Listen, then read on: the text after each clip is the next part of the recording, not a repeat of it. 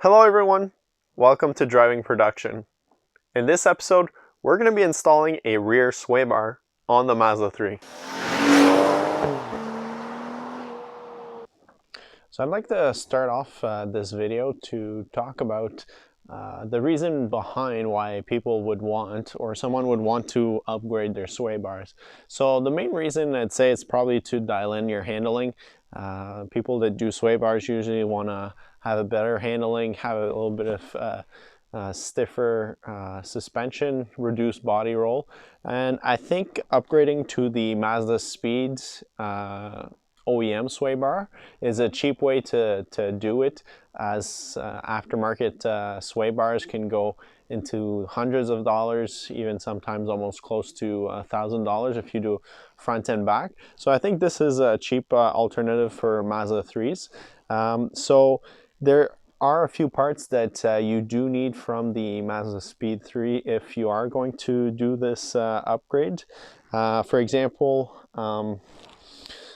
the rear sway bar links are not the same. So to give an example, I have the sway bar link of a stock Mazda 3 compared to the Mazdaspeed one that we'll be using in this video.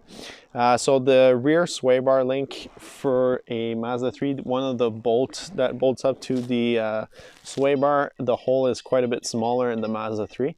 That's why you gotta get the rear end link for the Mazdaspeed 3. I'm pretty certain the OEM sway bars are full. They're not hollowed out like a lot of aftermarket sway bars. Just to compare specs, the OEM sway bars on the stock Mazda 3, I'm not 100% for the GT model, but I know for the 2-liter and the Skyactiv, the front is 21 millimeter and the rear is 20 millimeter. And for the speeds, they're both 26 millimeter thick for the sway bar. So it's quite a bit of an upgrade. Even though this car handles pretty neutrally, it's still tuned to understeer for the safer economy car, I guess you can say, with the thicker front sway bar. So it's tuned a bit to understeer, even though I wouldn't say it really does. So it'll be quite interesting to put these on.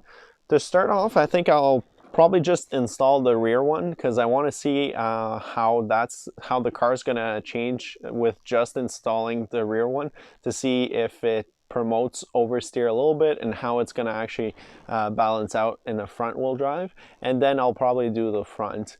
I'm kind of curious because I'm hoping that doing the front, it's going to sharpen the steering response and the steering feel of the car too. So it'll be something to look forward to. But I'm a bit concerned that doing the front and rear, it might create a bit of understeer, as per se, instead of just doing the rear. Obviously it's going to promote a little bit more understeer, so I'm not sure how much understeer it might make, or if it's going to keep it neutral. So that'll be interesting to see. The parts I got for this so far, I got the rear sway bar links for the rear sway bar. To start off, this is not a step you have to do. It's just personally I wanted to clean them up a little bit and paint them so they don't corrode as much. As you can see, there's a bit of rust on them.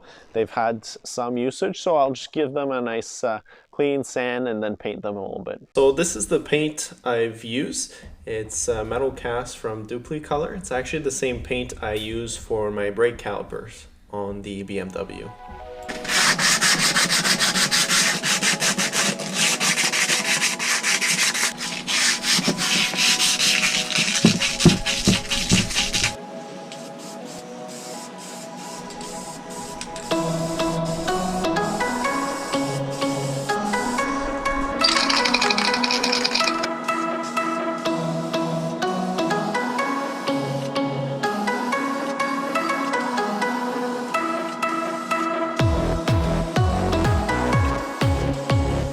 So as you can see, they're all done and painted. I didn't spend too much time on prepping because I knew they were going to be under the car. It was just to scuff them a little bit, paint on them quickly. So yeah, only thing left is to put them on.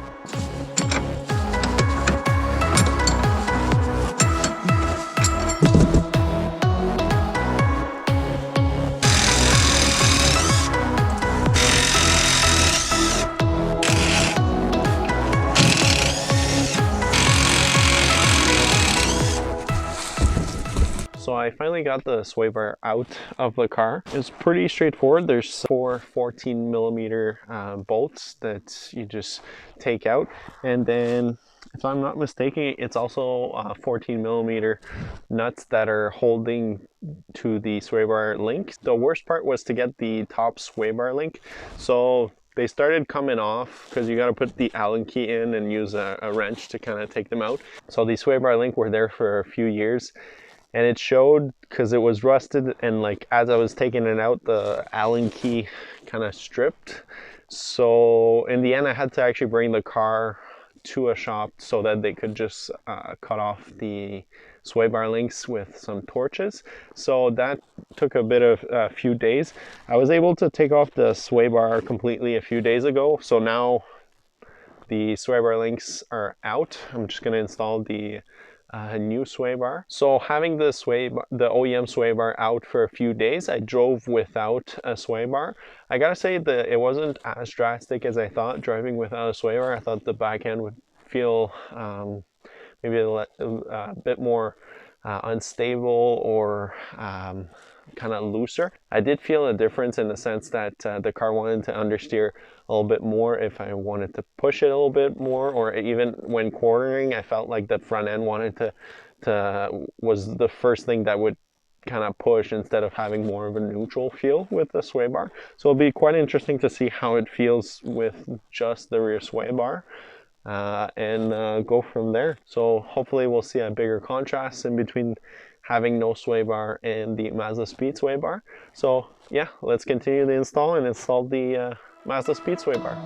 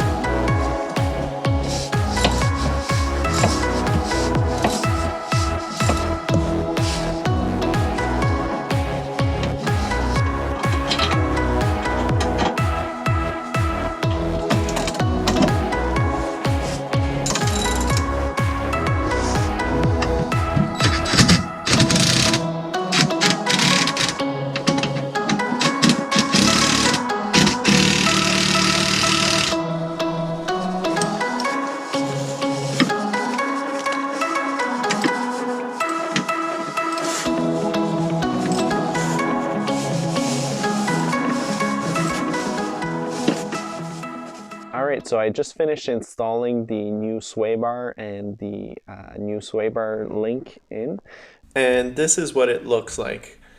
Only thing left to do is to go try it out.